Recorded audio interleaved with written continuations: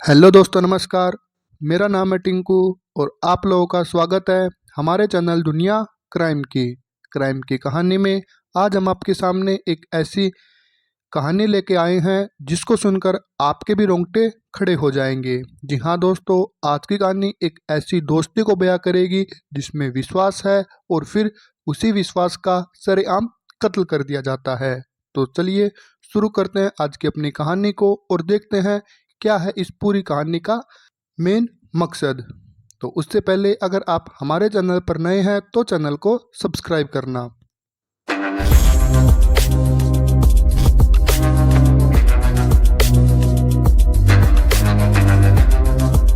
आज की कहानी हरियाणा के पानीपत जिले से है।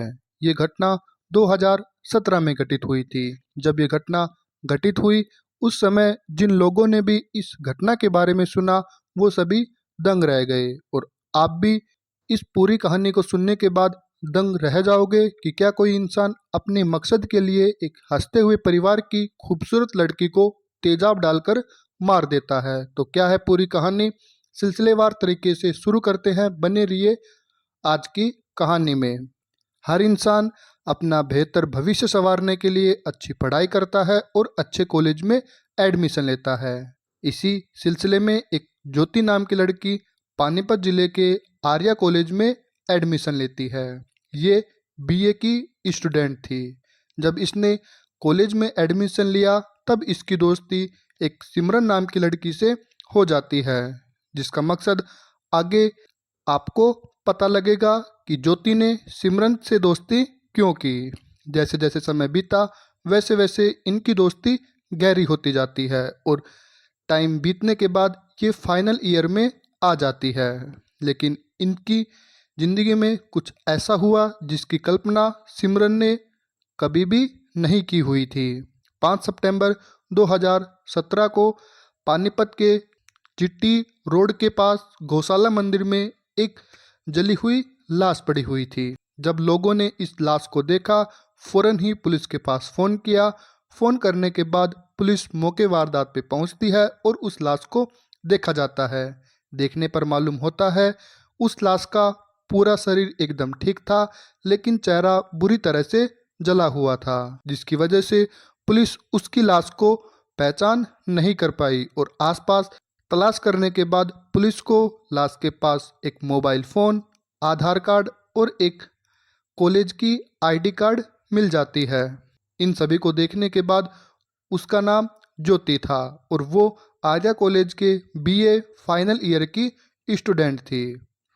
आईडी कार्ड से उसका कॉन्टैक्ट नंबर निकाला जाता है और उसके घर वालों के पास फ़ोन किया जाता है।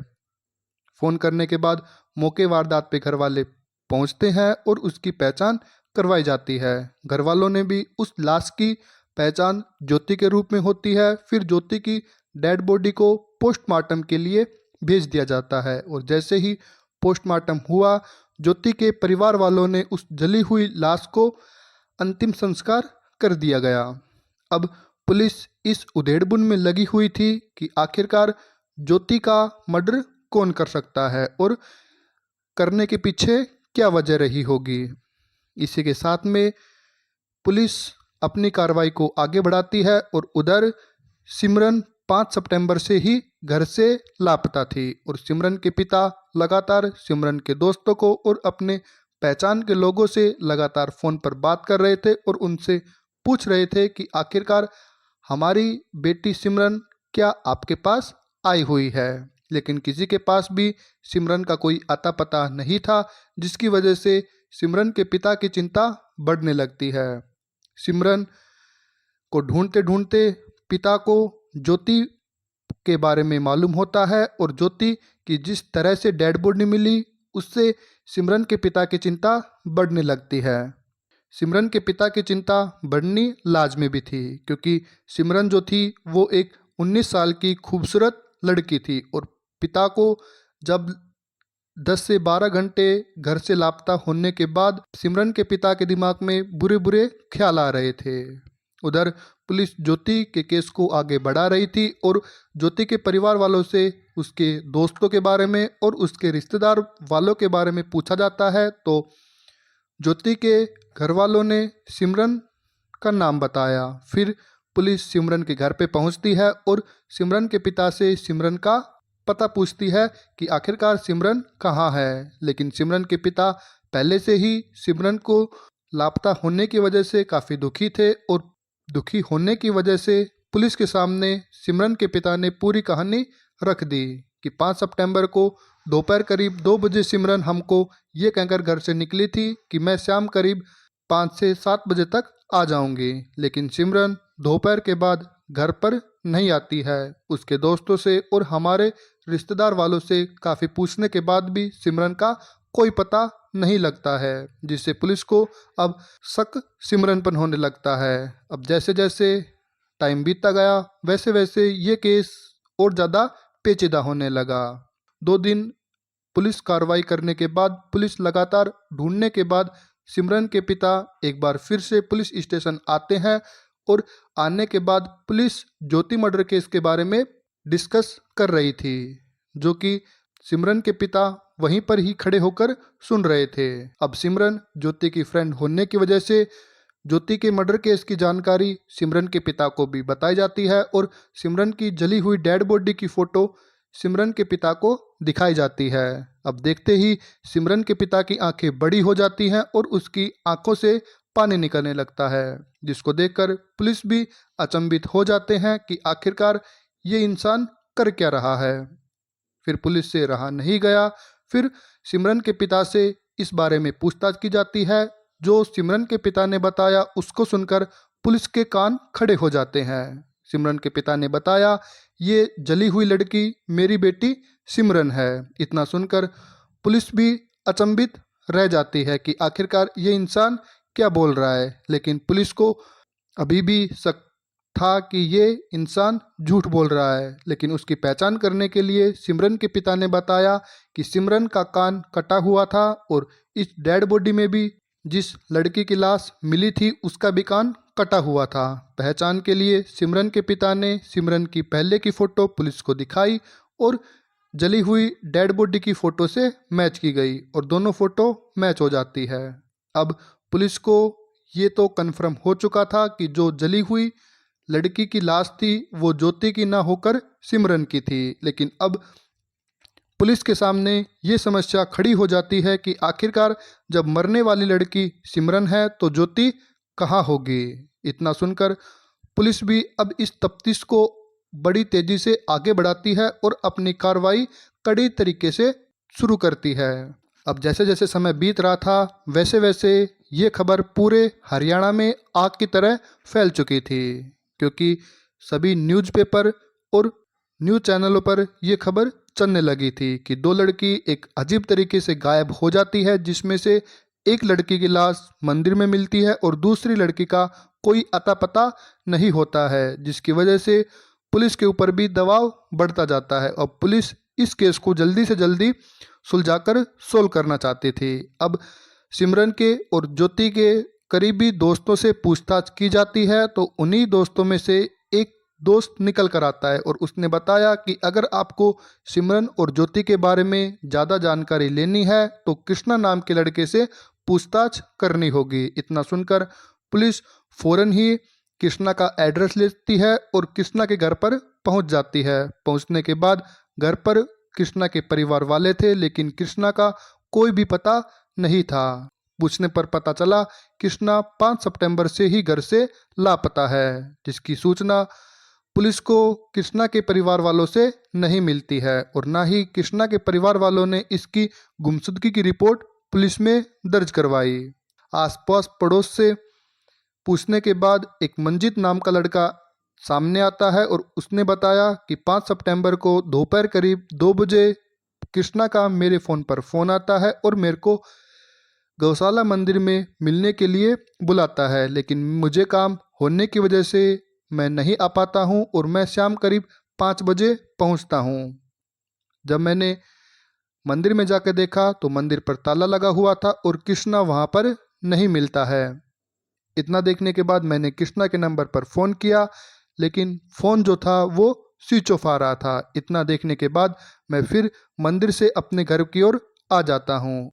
यहाँ पुलिस को अब शक होने लगता है कि हो ना हो इस पूरी कड़ी को सुलझाने के लिए कृष्णा का पकड़े जाना जरूरी हो गया था।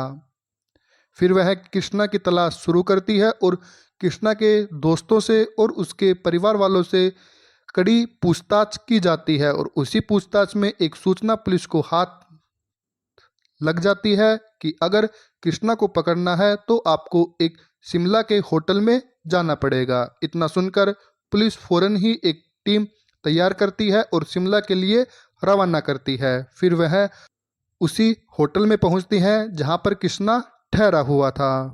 फिर वह होटल के मेन गेट पे पहुंचती है और गेट को खटखटाया जाता है। जो खटखटाने के बाद गेट खुला, अंदर का मंजर देखने के बाद पुलिस भी अचंभित हो जाती है, क्योंकि जिस जली हुई लड़की की 2 दिन पहले उन्होंने अंतिम संस्कार किया हुआ था, वो ज्योति पुलिस के सामने खड़ी थी और कृष्णा उसके पास में बैठा हुआ था। इतना देखने के बाद उन दोनों को गिरफ्तार कर लिया जाता है और उनको शिमला से पानीपत लेके आया जाता है और उन दोनों से पूछताछ की जाती है कि आखिरकार तुम दोनों जिंदा हो तो सिमरन का तुम दोनों ने, और सिमरन कहाँ है।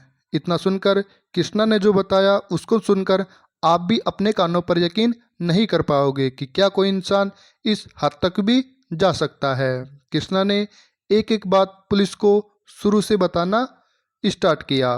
कृष्णा ने बताया, मैं पानीपत के ही एक दूसरे कॉलेज में पढ़ा करता था। मैं भी बीए का स्टूडेंट था और मेरी मुलाकात फाइनल ईयर में प्ले रिहर्सल के रूप में ज्योति से हुई थी। धीरे धीरे ये मुलाकात हमारी दोस्ती में बदली और आगे चलकर हम दोनों में प्यार हो गया।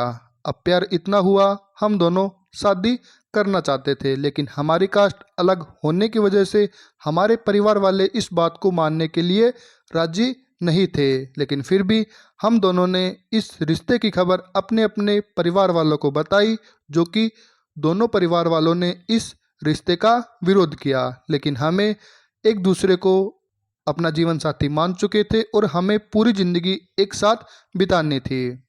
अब हमारे दिमाग में एक ख्याल आया कि अगर हम किसी तरह अपने आप को मरा हुआ साबित कर दें तो हम अच्छे तरीके से अपना जीवन बिता सकते हैं। ना ही परिवार वाले हमें ढूंढेंगे और हम अपनी एक अलग दुनिया बसाकर उसमें खुश रहेंगे। जिसके लिए सिमरन नाम की लड़की से ज्योति ने दोस्ती की और मैंने मंजित नाम के लड़के से दोस्ती की। हमारा दोस्ती करने का मेन मकसद केवल और केवल इनकी मौत था और घर वालों को यकीन दिलाना था कि हम दोनों उनकी नज़रों में मर चुके थे, क्योंकि अगर हम भागकर शादी भी कर लेते तो कुछ ही दिनों में घर वाले हमको ढूंढ निकालते और हमको मौत के घाट उतार देते। जिसकी वजह से हमने ये सब प्लान किया।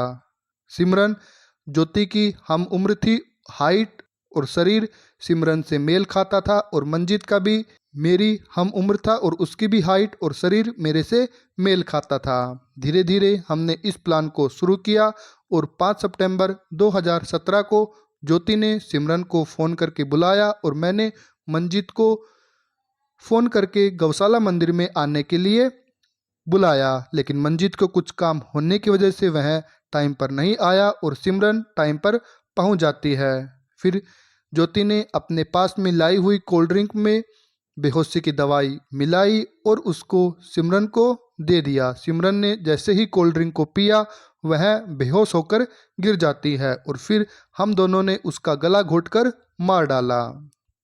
पहचान करने के लिए उसका फेस जलाना जरूरी था, तो ज्योति ने अपने पास में ही रखे तेजाब उसके सर पर डाल दिया, जिससे उसका चेहरा पूरी तरह से जल गया था और उसका चेहरा समझ में नहीं आ रहा था। सिमरन ने एक एक करके उसके सारे कपड़े निकाल लिए और अपने कपड़े सिमरन को पहना दिए। फिर अपना फ़ोन, आधार कार्ड और कॉलेज का आईडी कार्ड वहीं पास में ही फेंक कर हम दोनों निकल पड़ते हैं। निकलने के बाद हम यहाँ पर शिमला आते हैं और हम यहाँ पर रह रहे थे। फिर आगे की कहानी आपको मालूम ही है कि कैसे आपने जली हुई लाश अपने कब्जे में ली और पूरी कहानी सुलझाकर रख दी। सुनने के बाद पुलिस को भी अपने कानों पे यकीन नहीं हो रहा था कि जिस उम्र में इन लड़कों ने इस वारदात को अंजाम दिया वो कोई मास्टरमाइंड ही कर सकता था। फिर इन दोनों को जेल भेज दिया गया। फिर इनको उम्र भर की कैद हो जाती है, जिसके चलते 26 महीनों के बाद कृष्णा की टीबी के कारण मौत हो जाती है और ज्योति जब तक उसकी मौत नहीं हो जाती तब तक वह जेल की सलाखों के पीछे ही रहती है। तो आज की कहानी में इतना ही। बने रहिए हमारी कहानी के साथ में। अगर आपको हमारी कहानी अच्छी लगी तो इस वीडियो को लाइक करना, कमेंट बॉक्स में कमेंट करना और आप हमारे चैनल पर नए हैं तो चैनल को सब्सक्राइब करना। धन्यवाद।